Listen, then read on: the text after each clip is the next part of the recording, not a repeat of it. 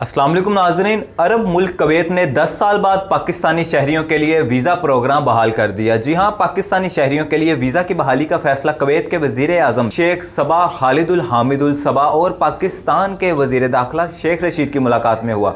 Kuwait के वज़ीर दाखिला और पाकिस्तानी सफ़ीर भी मुलाकात में मौजूद थे। इस मौका पर वीज़ा बहाली के साथ साथ पाक कुवैत दो तरफ़ा ताल्लुकात समेत बाहमी दिलचस्पी के अमूर पर गुफ्तगू की गई। 2011 से बंद पाकिस्तानी शहरियों के लिए कुवैती वीज़ा प्रोग्राम बहाल कर दिया गया। पाकिस्तान और कुवैत के दरमियान फैमिली और बिजनेस वीज़ा भी फौरी बहाल करने का फैसला किया गया। मेडिकल और आइल फील्ड में टेक्निकल वीज़ा पर कोई पाबंदी नहीं होगी।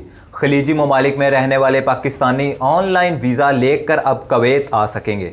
वज़ीर दाखिला शेख रशीद का कहना है कि पाकिस्तानी खानदानों और कारोबारी तबका को कुवैती वीज़ा बंदिश से बेपनाह मसाइल दरपेश थे। पाकिस्तानी लेबर का कुवैत की अवलीन तरक्की में बहुत अहम किरदार है। वर्कर्स वीज़ा बहाल होने से पाकिस्तानियों के लिए रोजगार के नए मौके पैदा होंगे।